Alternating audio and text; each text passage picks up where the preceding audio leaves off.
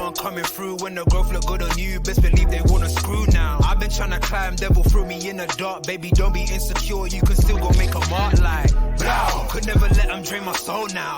Blow. Tables turning like doorknobs, wow. Blow. I think I'm about to set sail. I'm a walking, living legend, walking with my chest out. Life keep dealing me cards, I keep fitting in love. Well,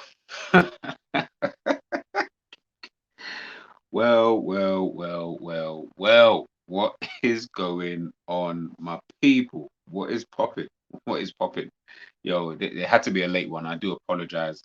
I was gonna put this video out a bit earlier, but a little bit busy, after I finished work and all that. And there was so much news. Like there was actually so much news. Guys, head over to my page. You will see, obviously, I put out a little short earlier on in the day because I thought, you know what? Henderson might be leaving. I thought, let me just say my 2 cents on it. I didn't think it was, I didn't think it was going to be too much of a big deal, so to speak, in terms of, in retrospect of, Liverpool and fans and whatnot. And then things just took off from there. Things literally just took off from there. But before we even dive into everything, guys, obviously, please make sure you're liking, please make sure you share, please make sure you subscribe to the damn channel. I beg, please, please, please do that for me. We're close to 600. We are really, really close. Hopefully we can get that in the next week or so, or at least before the end of the month. So guys, if you haven't already, hit that subscribe button for me, please. And let's dive into it. So, oh man, it's brazy. It's actually brazy still. Yeah, it's actually brazy. Liverpool, Fabinho. We've heard the news. Obviously, he looks like he might be leaving. Obviously, let's even start straight from the beginning. Obviously, we've got the Jordan Henderson stuff. A lot of people have been speaking about it. I've seen a lot of content creators as well. Liverpool content creators talking on it. Everyone's kind of had their say. Everyone's, and there's been some very, very valid points as well. Big up Jerry, big up Ends, man. Big up Savage, Sam, Monts, Tom, everyone, man. You know what I mean? There's been a lot of guys out there. They've all had their say. Head over to all of their pages. You'll see, what these guys have obviously been talking about. So I thought, it's my turn, bro. It's my turn. I want to have my say too, But look, the reality of the situation is that, look, we found out Jordan Henderson might be on the move to Saudi Arabia. Apparently, a really, really, really, really big offer. There was talks at the beginning that was like 700 bags, a week, something like that. I mean, if that's true, or if that was true, then you'd be an idiot to turn it down. I don't care who you are. Do you get what I mean? You just don't turn down those type of deals. So, for someone of his age and at this stage of his career, it will be silly to turn down that kind of move, But if I'm just looking at it, just in terms of like face value, obviously David Ornstein putting it out there, Jordan Henderson is leaning towards accepting a life-changing Al-Ettifaq offer. 33-year-old set to decide imminently with quadruple Liverpool wages. Gerrard is obviously driving the pursuit. He's obviously the manager there. If Henderson approves, the clubs will immediately hold talks on a deal. Now, all of this stuff is moving so fast. Do not be surprised that by the time I posted this video out, something else has happened. Whatever that might be, that something else probably would have happened. You know what I mean? It just wouldn't surprise me. So this video might be a new point. So who knows? But regardless, we're here anyway. But in regards to Henderson, look, the guy's been here for over a decade now. He's won it all with Liverpool. He's captained the side. He captained the side to Premier League, Champions League, all these other trophies.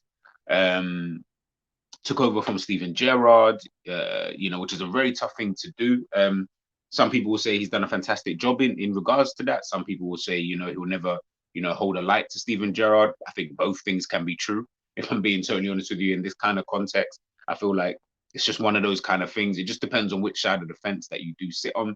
I'm not going to get into the semantics of that. I don't actually really care. Ultimately, he was the captain, after that point. So, he's the captain. He was the lucky one to be able to, go on and win all these things and do all of these things with Liverpool and, become like a lieutenant style figure, next to Jurgen Klopp, especially when Jurgen Klopp came in, having James Milner there, having, what's his name, Jordan Henderson there, having these kind of experienced kind of people. James Milner, in the fact of being experienced at winning, won trophies with Manchester City, then coming over to Liverpool, installing that kind of winning mentality, something that the team just didn't have at that moment in time. We were building, picking up pieces here and there, the Robos, the Sadio Manes, the Salahs, the Gini Wijnaldums, obviously then getting the Allisons, Van Dijks, Fabinhos, the Caters, and all of these kind of little pieces. We had the Firminos from before Klopp's time. All of these pieces, were all coming, together. And Jordan Henderson, he was one of the main players, especially in his early days. If you guys remember, I was speaking about it with the guys in the group in that 13-14 season. We all remember when Jordan Henderson, I'm not going to say that we lost it because of him, because it really wasn't because of him, but he was very integral to our season in that season. I definitely have to give him, props for that. He was one of our best players in that season, and that's in a season where Suarez and Sturridge were just running riot completely. Sterling, probably our third, fourth best player, Gerrard in there. But he was so important to the team. He was important to what Brendan Rodgers needed the team to do at that moment in time. So when he got injured, I almost felt like the whole fan base was like, damn. You know what I mean? This type of it had that type of effect. These times we still had the other players still there, but everyone still had that same kind of feeling like, oh man, we lost a good one. Boom, boom, boom, boom, boom. And then we move, obviously, no problem. That season's done. Probably say another good season of his. Maybe 1920. I think the year we won the league. I want to say that was a good year for him. 18-19 was pretty decent as well, but 1920 was really, really good. So there's about 3 years, in that 10 to 12 years that he's been here, where I would really say, he was really, really good, in a really, really important to the team. The other years, not so. I was not shit or anything like that, not rubbish or anything, of the sort. Just not really. I would have deemed to be important, so to speak, But ultimately, he was the captain, so regardless of anything, there's going to be a level of importance placed upon him and in that team. And he was a lot more fitter, a lot more agile, a lot more mobile, and all of these kind of different things. So now we get to the time now, he's 33 years of age, he's come off the back of a very, very, very poor season. The whole team has, but him, one of the main ones, having such a poor season, as I mentioned, he's 33. A lot of people have mentioned, the age doesn't really matter. For Liverpool Football Club, age is such a big thing. It's like one of the biggest things. You cannot have older players in the side because older players will not be able to play the way that Jurgen Klopp needs them to play. That's the problem. Anybody else around Europe, not an issue. Benzema, Ronaldo, Messi, Busquets, Modric, Cruz, all of these guys of older age, they can go anywhere.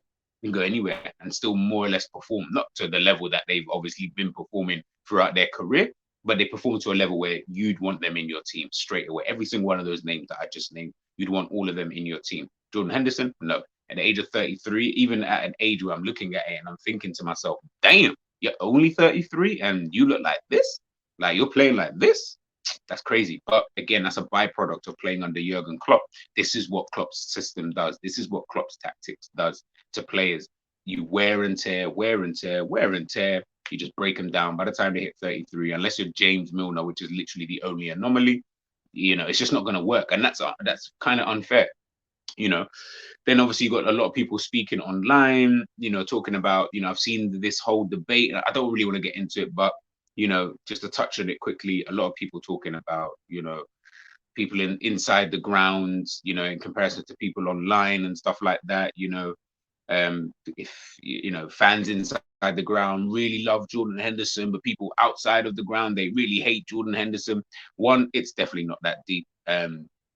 Don't listen to anybody who says things like that. Anyway, in my personal opinion, I think people who say stuff like that, I always have to question you as a fan in a general sense, in terms of what do you gain from, those kind of things? What do you gain from saying things like that? Because the reality is either you're saying fans inside the ground are very deluded, which is the one way to take it, or you're saying the guys outside the ground are not watching the same thing, so that they don't see the same things as people inside the ground. I've never really understood that. I've seen sport analysts, who don't go to games, who can analyze a game a lot better than a person who was in a game, or who went to a game. So can we really say that? And again, this is why I say, for anybody watching this, don't listen to the people who say stuff like that, man. Like, just swat that kind of stuff away like a fly, man. It's them trying to breed some level of negativity and show off some level of superiority, in terms of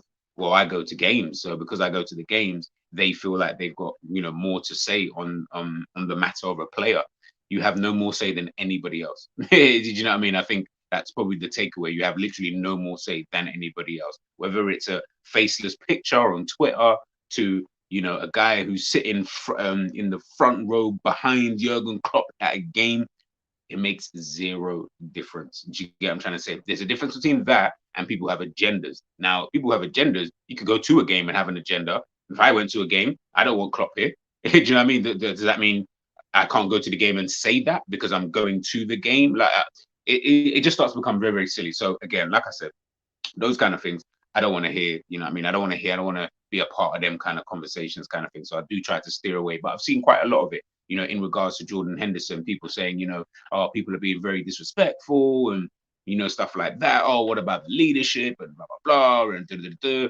I always flip it on the head and say, you're being so disingenuous to the rest of the team. You're basically saying that the rest of these guys at this team, at this football club, cannot function without Jordan Henderson. The rest of these guys hold no leadership qualities, no leadership skills, no leadership capabilities in order for them to do their job.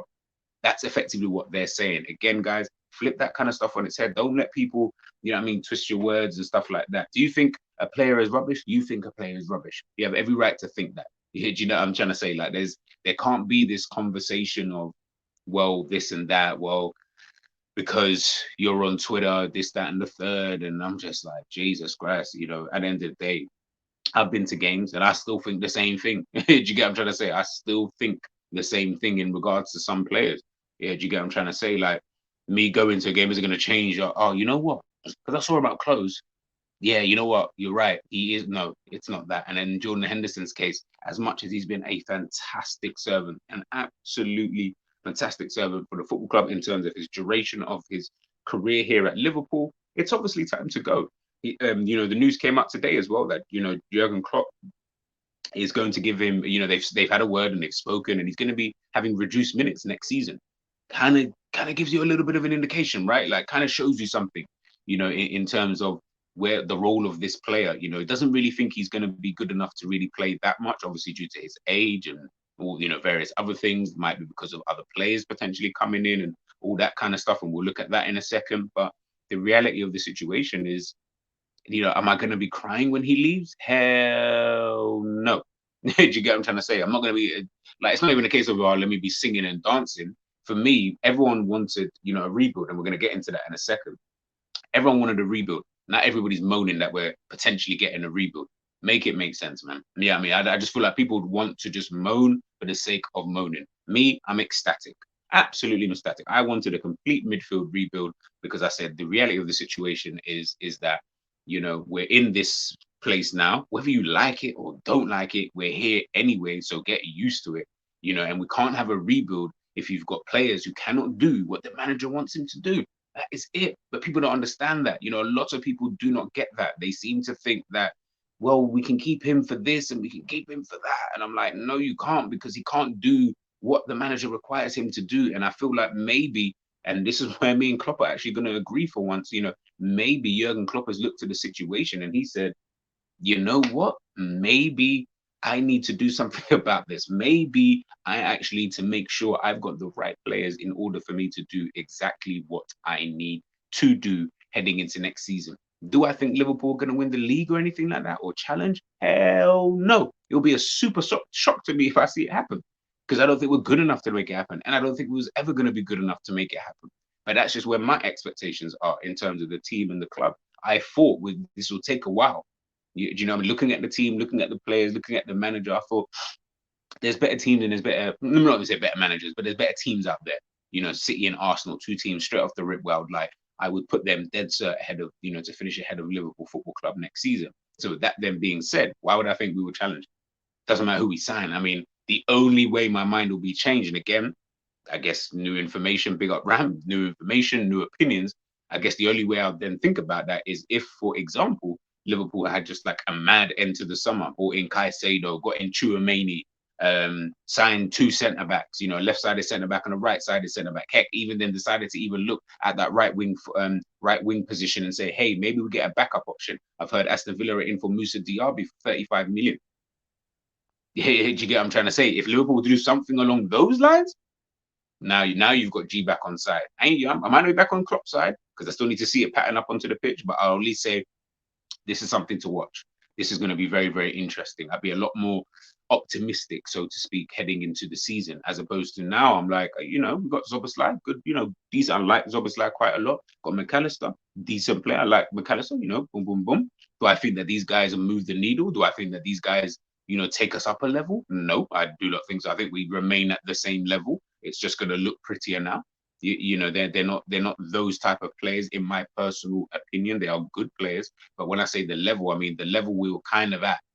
Barring really last season, it's so difficult because the reality last season we were so shit. You could sign Conor Gallagher and we probably look a lot better than we did last season. So that's just where we were at. So if you then get Zoboslai and McAllister, it's like, oh my goodness, we're gonna go back to some type of position.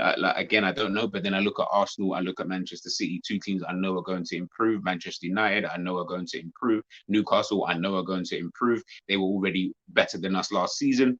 How does that then work? Because we're almost basically at the same level we kind of were. So if they're improving and we're at the same level, how do we go up? This is where sometimes I just feel like a lot of this just doesn't really make sense, and I think people are using a lot of heart, which I get it, and I understand you, man. I totally understand you, because sometimes the game needs that. But then when you then get your heart broken, hey, don't look to my shoulder to cry on because I'm just gonna fling you off. You know what I'm trying to say? Like, it's just one of those kind of things. But again, things can change. Things can change so rapidly with everything that's been going on today. We don't even know what's going to happen by the end of today. Like I said, by the time I post this video out, for all I know, Liverpool have sold Henderson, Fabinho, got in Tchouaméni, Barella, and I have no idea. So obviously we just have to, wait and see, in that regard. Taking a look here, obviously Fabinho news, key hours ahead for Fabinho. This big up Anfield Talk. Obviously they put this out earlier on today. Key hours ahead for Fabinho and his intentions and plans for his football. Jurgen Klopp won't stand in his way as long as Liverpool gets a reasonable fee. And then obviously they put this little bit out in regards to Romeo Lavia. Interest in Romeo Lavia is expected to step up, especially if Fabinho leaves. So, is that we've got these three oldies. The oldies. Thiago, Fabinho, and Jordan Henderson. Will we see the old guard keep it moving? Do you get what I'm trying to say? Look, I'm not asking anybody to sit here and look at these three and say, be happy that they're going. Nah, it's not a case about being happy. It's just about, this is business, man. I don't care about the sentimentality stuff. Like, this is business. I'm here to win. And however that happens, I'm all for it. That means you got to gut that team. It means you got to gut the team. Simple as that. Do you get what I mean? Simple as that. I'm not here to sit here and be like, yeah, but he can do. I don't care about all of that. And especially if they look like they want to go. At this moment, we're hearing that Hendo is kind of looking like he wants to go. Fabinho, if an offer is good enough, he'll go. Thiago, we don't really know at this current moment in time. I feel like that one might be a non-starter. Anyway, he might get the last chance to kind of stay and end his career here at Liverpool because he's only got one more year left to go. So he might be the one who stays out of the three of these guys. But why are we crying wolf, people? People talk about, we need experience and whatnot in the team, in the midfield and blah, blah, blah. And look, listen, do I say it's ideal? That's where I agree with some people. Do I think it's ideal that you get rid of these three? And then obviously you're bringing in, depending on obviously who you bring in, but then you're going to be bringing in new midfielders. It's not ideal. Of course it's not ideal. Of course not. Any rebuild that you take away the majority of your first team, so to speak, players, and then you're bringing in a whole bunch of new players, of course it's not ideal. Did you get what I'm trying to say? It's not going to be ideal because that's just the way it is. But the reality of the situation is it needs to be done in some way, shape, or form. Like I said, and like I mentioned, everybody's asking we should be doing a rebuild. Everyone said, but we should have done it 2 years. It doesn't, like, 2 years ago is gone. Like, I don't even understand how people can bring that up. 2 years gone, time ago, 2 years ago. 24 months ago, it went. So why do you care about 2 years ago? Guess what? We're here today now. We're here today. So guess what? Today, if this is the rebuild that they need to do, I'm saying absolutely fantastic Liverpool. This is where, and you guys rarely ever hear me say this because I never ever speak about Liverpool in this kind of fashion. This is where I'm clapping Liverpool. This is where I'm ecstatic that Liverpool are finally not being the sentimental club that I dislike to a very, very high degree. If this is what your manager, by the way, this is the manager that you all love. If this is the manager and he's saying he doesn't mind and he isn't really fighting tooth and nail to keep these guys and whatnot for whatever reason, brilliant. I want to see this. Big up Kurdish, in terms of talking about beating the sentimentality allegations. Fantastic. Fantastic. He's doing it in a big way, but I love it. I absolutely love it. Why? Because it's showing that you can be ruthless, in times and in situations that need and call for it. You do realize the severity of the situation. You do understand that this is going to actually be a rebuild, not some pussyfooting about, not this, oh, but we keep one of them and then we can, maybe we sell the other one next summer and all this. Again, like I said, I'm not advocating for any of these guys, bar maybe Henderson, to actually go. Fabinho and Thiago, if you keep them, then you keep them. It's really that simple. If Fabinho messes up next season, then he messes up next season. Do you know what I mean? Then that's on clock. Here you go. Do you know what I'm trying to say? But Thiago, we know he's not really reliable. We know he's not really a player who can play that many minutes and stuff like that. So I'm looking at him. I'm thinking, if you can just reduce his minutes, I mean, never heard of signing a player to be a luxury player, but hey, here we are. If that means that's what he's got to be, then that's what he's got to be. Again, I'm not too fussed because he actually has quality. That's the thing with Thiago, which is probably the most annoying thing about him, is he generally does have quality. So when he doesn't play and all this kind of stuff, you do get a little bit vexed because you're just kind of like, well, you are quality. So I don't quite understand as to, why, you're just not available. But I do understand because you're always injured. But then if you're always injured, you're taking up about 200 bags, from the wages and that. Can we not put that towards someone else? I'm not saying you have to get, again, people talk about the quality of Thiago. The reality is the Thiago that you guys are talking about is not the Thiago that I want to see anyway. Yeah, I'm trying to say he's just infinitely quality-wise, ability-wise better than what we have. I'm good. We can find something else. I'm good. I'm totally good. We can find something else. Get rid of the sentimentality. Look at things logically. Take a step back for like 2 seconds, like literally 2 seconds, and just look at the situation. Just look at the situation.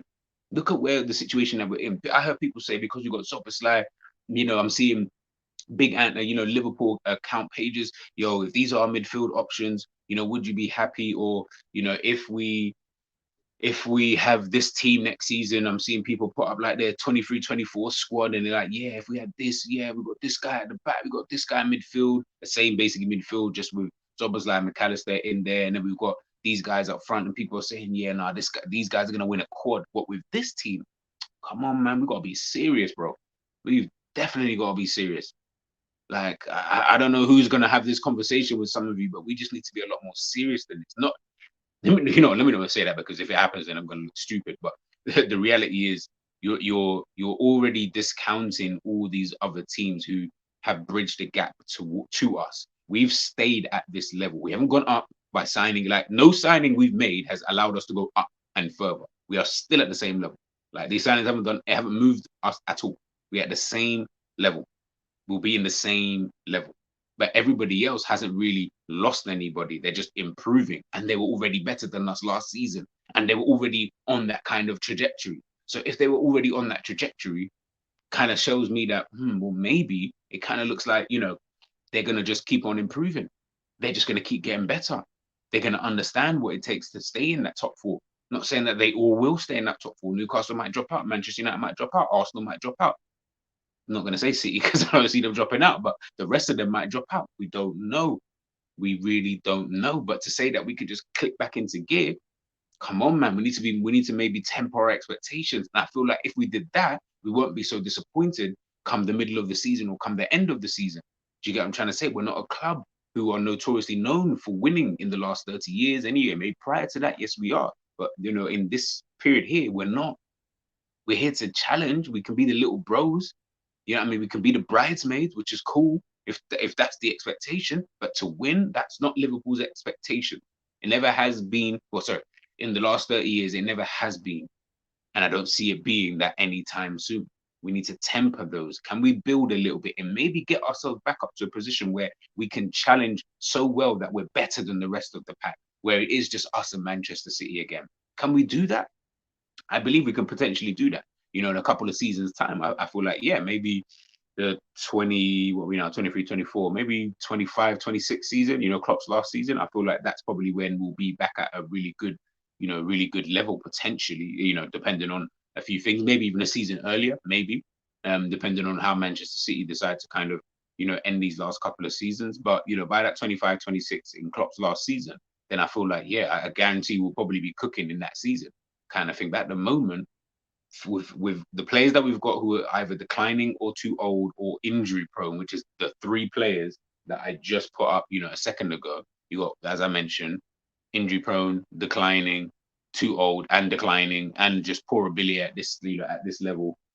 I don't know what people are expecting if any three, if not all three actually stay, this season. What are you guys actually expecting? I understand we do want maybe a few, maybe one of them to potentially stay. And again, I'm with you on that. I'm good with at least one of them staying. I don't, Hendo, Thiago or Fabinho, cool. Let one of them kind of stay. I don't really mind. But what is also key as well in this whole thing is who Liverpool signed.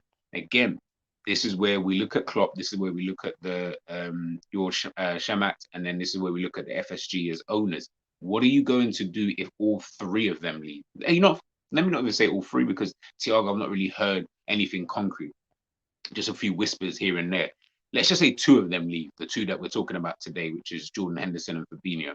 If those two leave, what do we then do? Who are we signing in? Because then the problem that you've got is you can't then, you can still sign a Lavia if you want to sign a Lavia. There's nothing wrong with him. Yeah, I've got no beef with signing Lavia or whatsoever in that kind of stage, in that kind of setting. But it can't just be Lavia. You need to go out and potentially try and sign Barella if you possibly can. Do you get what I'm trying to say? Like you're going to need to do something else in that midfield on top of still worry about the defense. And again, personally, my own personal opinion, I've always said Liverpool need at least two defenders minimum. Do you get what I'm trying to say? If you can get three, then of course, I'm talking in my mind, Liverpool signing a lot of players, and I know how unrealistic that actually is. I do get that. I'm not being naive. I'm not being silly. Like, oh, I know we're not gonna. You would never sign that amount of players. I'm just talking in terms of, if you're asking me, when do I think Liverpool could challenge or get themselves back up there? This is what they require. This is what Liverpool are missing. They're missing two defenders, a left-sided centre back and a right-sided centre back, and potentially a right back. But they have actually got like three right backs, including Trent. But two of them I think are going to go out on loan and all this kind of stuff. So I don't really know how they're going to come back pattern. You kind of think, except Vandenberg, I believe he's also going out on loan as well. So that's like four that you've got just chilling there. So maybe you don't need to necessarily buy one, but you need to do something with the ones that you do have. Cool. So I'll take it easy on the right back slot, but definitely the left-sided centre back slot, definitely a weak area for me. Konate on that right-sided centre back. Obviously, I've got a video coming out with Joe Gomez about Joe Gomez and Joel Matip. What do we do with those guys? Watch out for the video. So, you've got that position. But for me, I'd just rather go out and sign a right-sided centre-back, to be honest with you. Someone I know who's solid, could do the role. None of this faffing about stuff. You can't do the role? See you later, mate. Simple as that. Can't do the role? See you later, mate.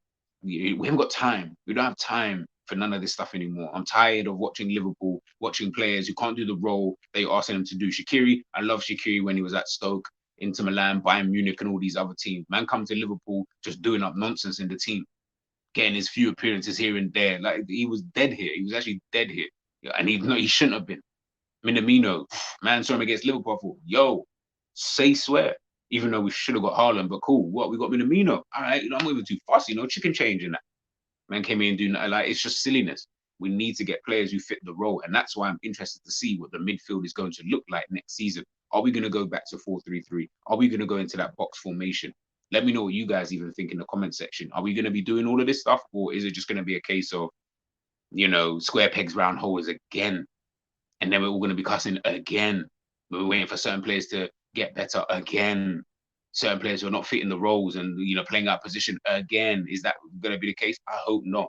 Because I ain't trying to spend the whole season moaning. I promise you.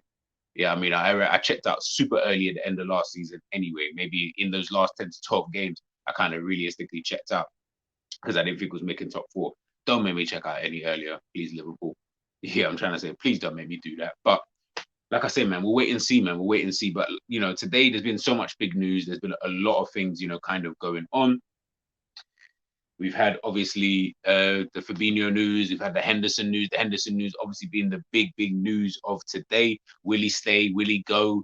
He's looking like he might potentially leave Liverpool. What do you guys think in the comment section? Would you like him to stay? Would you like him to go? I know I'm probably sounding like I'm being a little bit harsh, but you guys know me, man. I have to be a little bit cutthroat because I just feel there's a lot of pussyfooting around from a lot of these people, fans, content creators, everybody. I just feel like everyone's pussyfooting around the whole situation when the reality is we need to really get down to business. We need to really, sort ourselves out. Do you get what I'm trying to say? Because right now it's just a mess. It's just an absolute and utter mess. And until we fix it and get things sorted, it's not going to look pretty next season and the season after that and the season after that. So we can forget about challenging. We can just get used to hearing a do do do do do do do do do do. You know what I mean? Like, and I ain't trying to hear all of that for too much longer, to be honest with you. But you know what? This video is done and dusted, man. I've said my piece. I said what I had to say. Big up Henderson, though, if he does go. But obviously, we'll do a video on that if he actually officially leaves. If he does go, big him up. At the end of the day, like I said, he's been a fantastic servant, man. I ain't gonna diss him in that sense. You feel me? Even I think he's dead food right now. He's been a fantastic servant. In terms of his overall, helped us to win so many trophies. Or he won so many trophies. Being here playing under Jurgen Klopp. So yeah, been a great servant. Fabinho had his prime, really good. If he does go again, big up your damn self. Thiago, the same thing, man. Big up yourself. I feel like this was a project that failed, but ultimately he was a very good player. Before coming to Liverpool, and I wish these guys nothing but the best, man. You hear what I mean? Like at the end of the day, you ain't playing for my club anymore, so you're not my. It ain't my problem. It ain't my problem. But guys, make sure you like, make sure you share, make sure you subscribe to the video. I'm G. I'm out, bro.